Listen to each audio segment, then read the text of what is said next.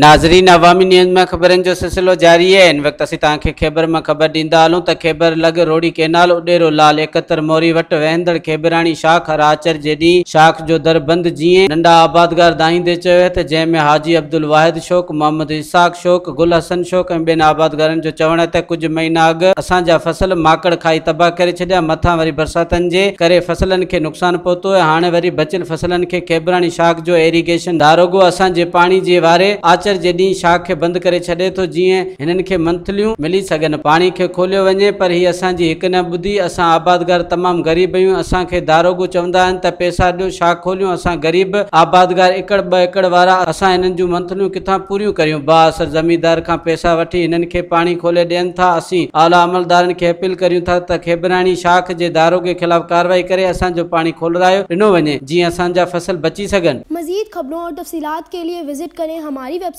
www.awamiNewsHD.com।